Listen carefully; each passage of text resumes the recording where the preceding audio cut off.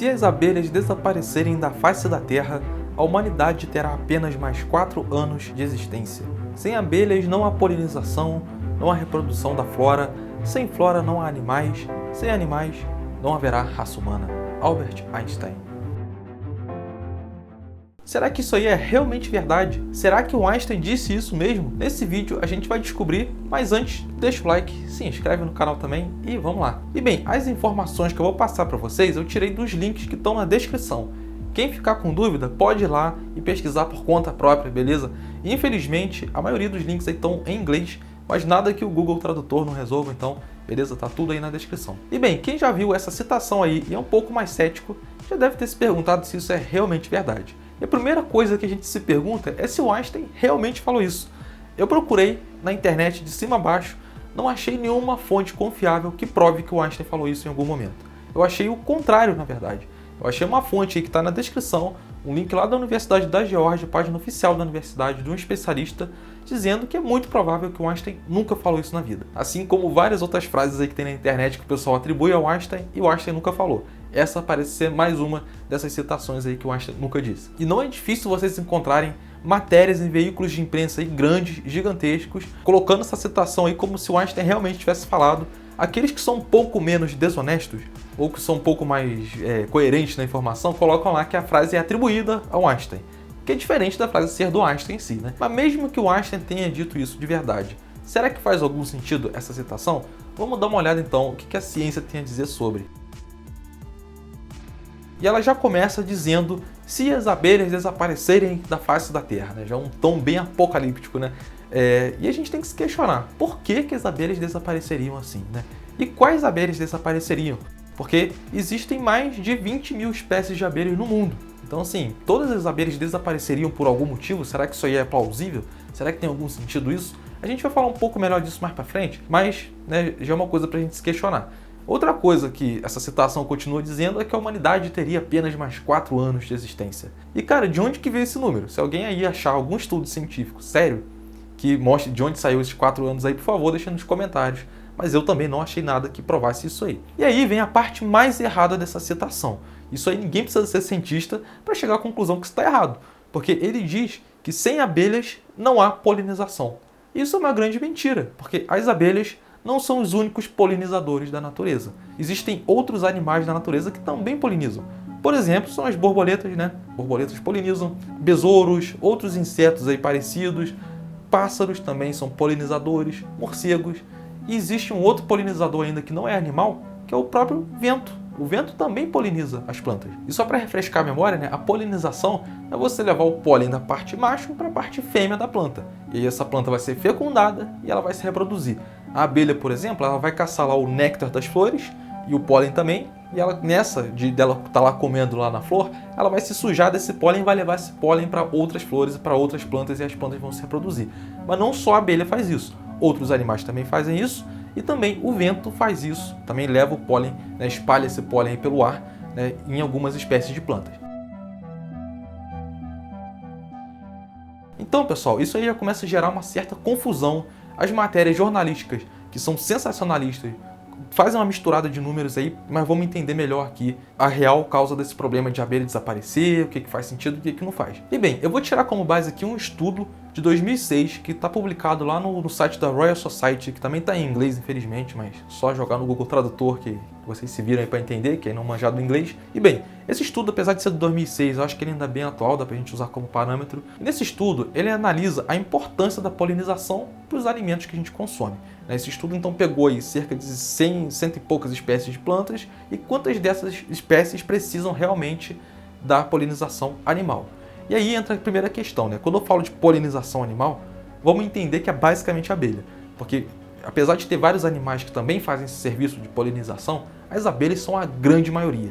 Assim, a maioria esmagadora mesmo. Então, quando eu falo de abelhas, são tanto as abelhas domesticadas, né? Mas existem abelhas selvagens também, abelhas que nem produzem mel às vezes, e elas são tão importantes quanto. Enfim, esses números aí, quando os caras querem dar um tom mais alarmista, eles colocam meio enganosos ali no meio. Porque eles dizem o seguinte, que mais de 70% das plantas que a gente consome precisa da polinização animal. No caso, né, entenda-se que a maioria são abelhas. Isso aí, pessoal, é verdade. tá? Dessas cento e poucas espécies analisadas por esse estudo, 80 e poucas, tá? Na verdade, esse estudo aí dá uma porcentagem até maior, de 85% das plantas que a gente consome precisa de polinização animal. Só que aí é o seguinte, olha a pegadinha dos números. Essas poucas plantas que existem, né, que são produzidas em larga escala e que não precisam de polinização animal, plantas em que o próprio vento já poliniza elas, essas plantas é que produzem a maior parte dos alimentos que a gente consome. Então, quando a gente olha, não para a quantidade de espécies diferentes, mas quando a gente olha para o volume de comida produzido para a gente, esse volume ele é muito maior das plantas que não precisam de polinização animal. Que é o caso, por exemplo, do milho, do arroz, do trigo e diversas outras. Tá? Todas essas plantas aí são polinizadas pelo vento. E essas plantas são responsáveis por cerca de 60% do volume de vegetais, de forma geral, que a gente consome, entenderam? Então, quer dizer, 60% do alimento que a gente consome não precisa de polinização animal. Outros 35%, esses sim precisam de polinização animal. E outros 5% aí desse estudo, ele deixou como indefinido, que eles não conseguiram analisar muito bem. E mesmo esses 35% aí de volume de alimento que precisa de polinização animal, eles fizeram ainda numa escala, que eu vou colocar um gráfico na tela, colocando aí que nem todas as espécies de plantas precisam essencialmente da polinização animal. Muitas plantas elas só são viáveis de produzir em larga escala porque existe a polinização animal.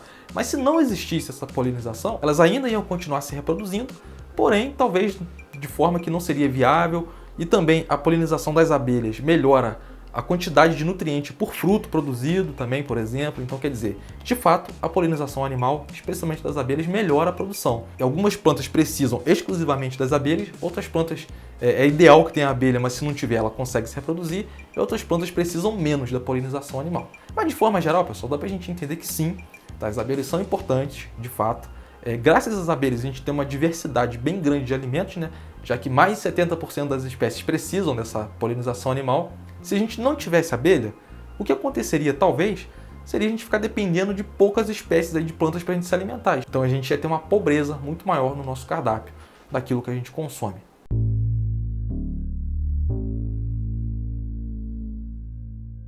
E agora entra a questão de onde que veio essa ideia das abelhas desaparecerem. Será que não faz sentido nenhum isso aí? Será que inventaram do nada? Eu acho que não inventaram do nada, tá? Eu vou dar aqui a minha hipótese.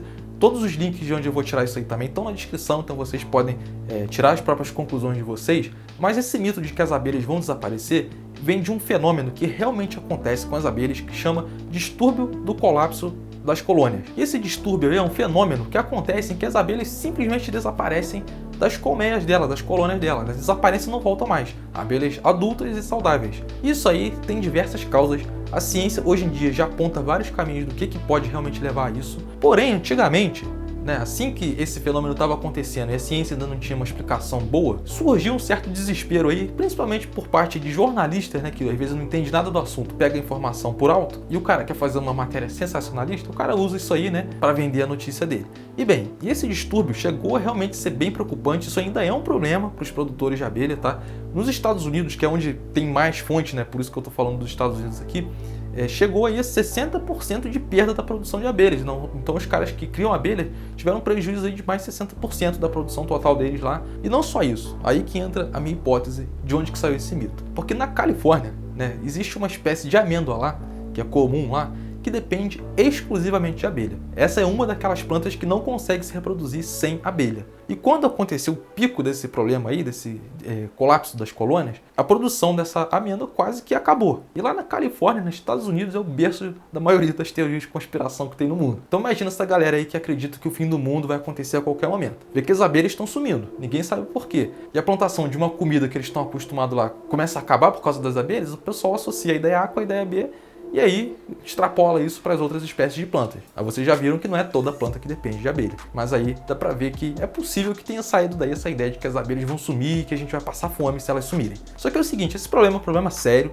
Hoje em dia a ciência já aponta vários caminhos do que pode ser, né, do que faz as abelhas sumirem das colmeias. É a causa número 1 que hoje os cientistas apontam. Eu vou deixar um link na descrição também, que é do site Science News, que é um site bem confiável também, que tem vários artigos científicos maneiros, em que eles apontam para o uso de um inseticida chamado neonicoticoide. É um inseticida muito comum utilizado aí, que a Europa chegou a banir por causa das abelhas. E esse inseticida, segundo a pesquisa, ele atrapalha o sistema de navegação das abelhas. E as abelhas, quando elas estão na colmeia, elas viajam até mais de 5 km para buscar o néctar e o pólen das flores. Então, se esse inseticida lá, a abelha ingere aquilo e vai parar no cérebro dela, ela não consegue mais voltar para a colmeia, ela se perde pelo caminho. E essa que é a grande questão, porque os caras não estavam achando simplesmente abelhas mortas por aí. As abelhas estavam sumindo, porque a abelha, quando ela morre na colmeia, existe uma abelha trabalhadora lá que ela serve para pegar o corpo das abelhas que morreram e ela joga aquele cadáver para fora da colmeia.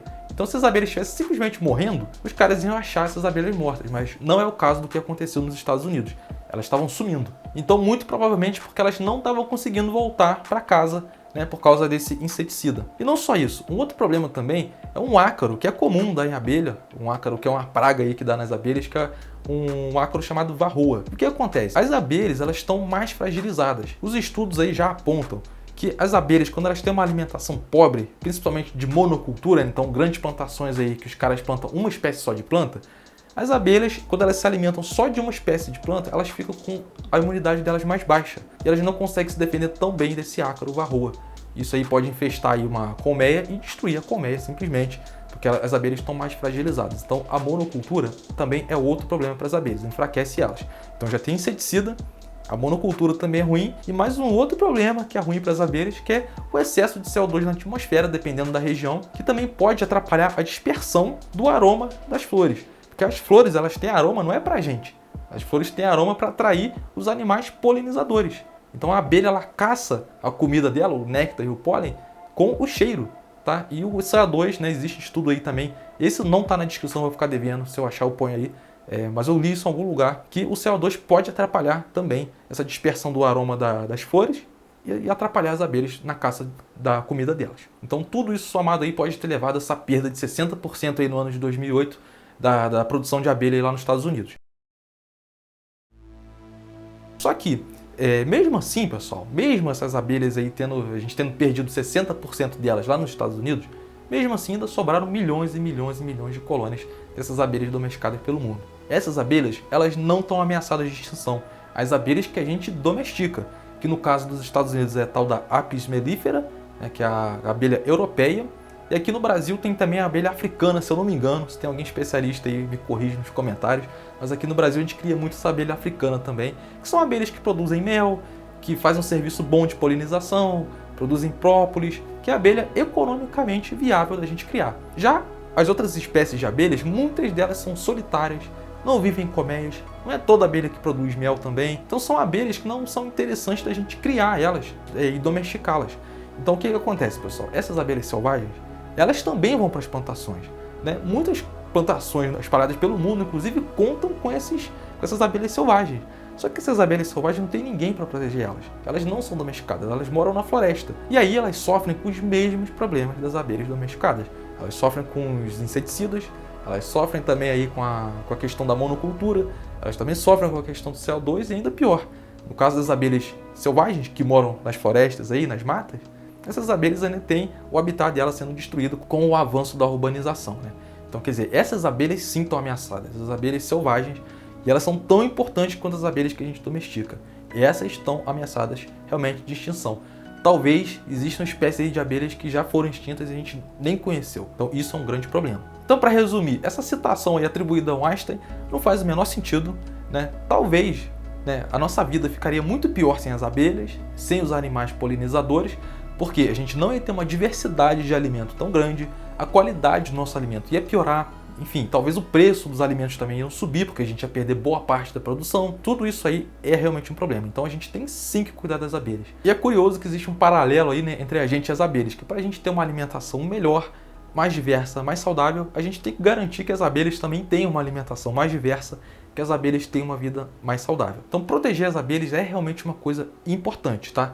Mas eu acho que a gente tem que proteger as abelhas certas, tá? Que são as selvagens e não as domesticadas, e também proteger de uma forma consciente e não acreditando em frase aleatória da internet, frase com tom apocalíptico, né? Que não faz o menor sentido cientificamente. Beleza, pessoal? Então eu espero ter ajudado aí vocês. Deixa o like, se inscreve no canal também e segue lá a página no Instagram, @canaloráculo, para mais curiosidade sobre ciência, e valeu!